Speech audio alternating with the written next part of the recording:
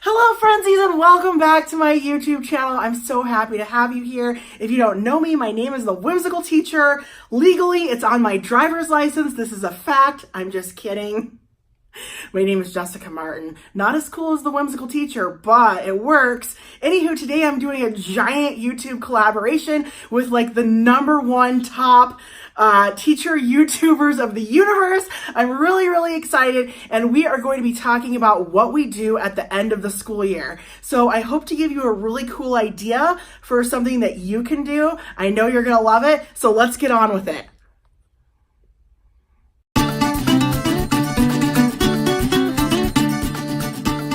Welcome back, frenzies. Okay, so I teach at a 1-to-1 middle school, and the end of the school year can be a little bit...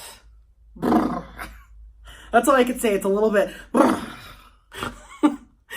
It can be a little jarring, a little scary, a little chaotic. And so at my school, we decide we're going to do something different in May, our last month of school. Let's shake up the system a little bit. Let's make things a little wild, a little crazy, a little fun. And we cancel all the classes, and then the kids get all new teachers, and we start an end of the year project with them.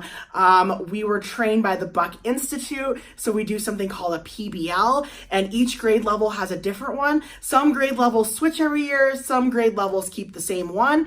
I am on the 6th grade team, and in my team, we do How Would You Survive the Zombie, I don't know what that was, the zombie apocalypse. And we surprise the kids. We bring them into a room and we tell them that they're going to rewrite the handbook. It's really hilarious watching them like kind of cry and complain for 20 minutes. We tell them you're going to rewrite the handbook. This is a really important job. And then what we usually have some teenagers from the high school come over dressed as zombies, and the teenagers like scare them. We set up a whole scene. This year they dropped out from the ceiling and started attacking and biting the kids.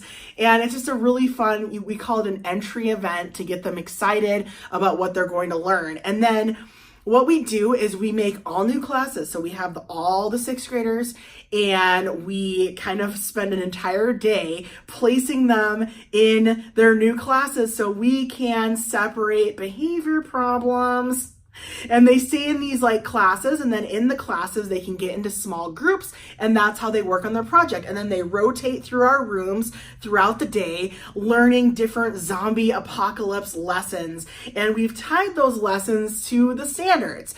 For instance, I am the social studies teacher, and so we do a lot of geography lessons and map lessons and a lot on citizenship. They have to write citizenship rules for their new hideout, because they're going to be in the situation where they're hiding from zombies, right?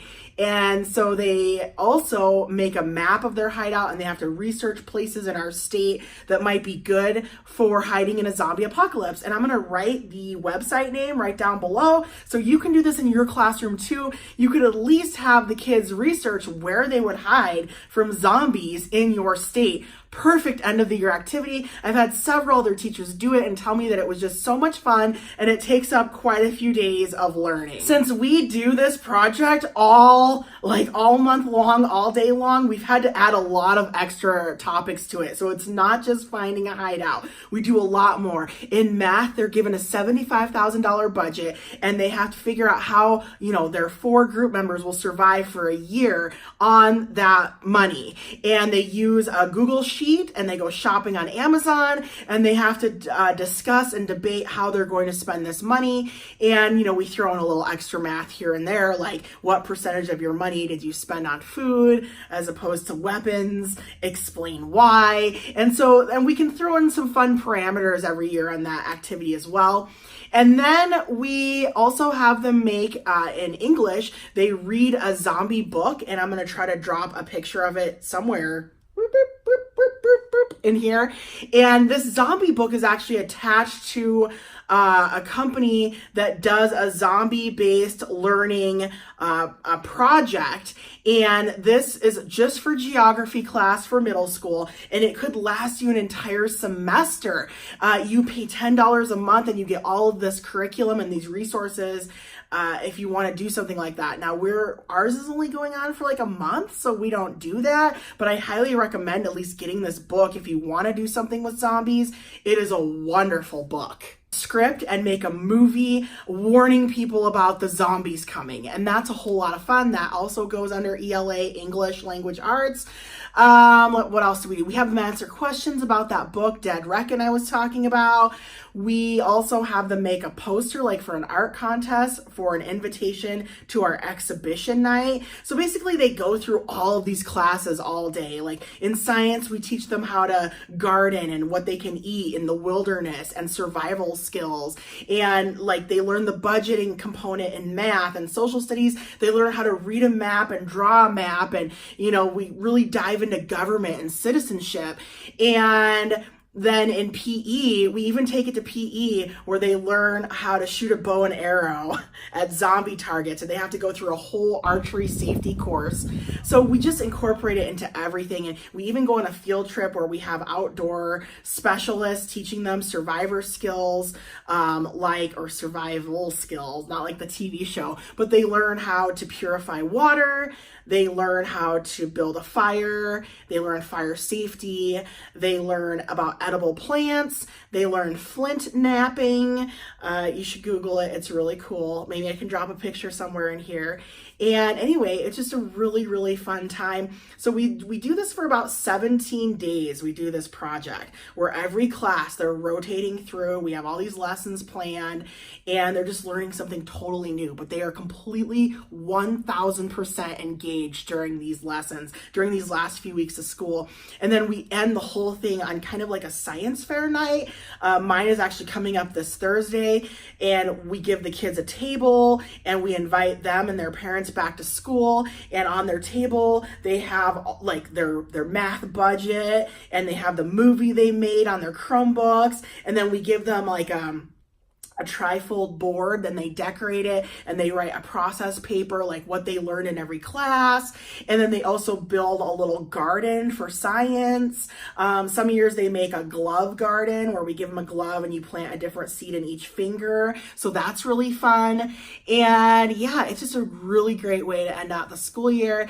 And all kids love zombies. I mean, maybe not really little kids, but all middle schoolers love zombies. And there's a lot that you can do with it. So I've had several teachers write me as I share this on my social media accounts.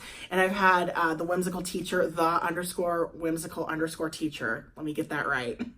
Anyway, I've had several teachers write me and they're like, you know what, we just go to the website onlyinyourstate.com and just for a couple days have them discuss and debate where they would hide from a zombie and why. And if you throw in some geography there, like, you know, why is it better to hide in a cave on this mountain as opposed to building your own shelter underground in the middle of nowhere? Or like in our state, we have an abandoned castle. Why would that be better than hiding at the Hoover Dam, right? And we talk about, there's so many cool places like Air Force bases. They love to hide there. Prisons, like, oh, that really gets them going. So, and then there's just so many different fun topics that you can bring up with this. Once they're amped up and they're jazzed, you can fit almost any curriculum into this that you want, because it really does, like, learning how to survive in the world and get along with people. I mean, there's a million topics that you can cover.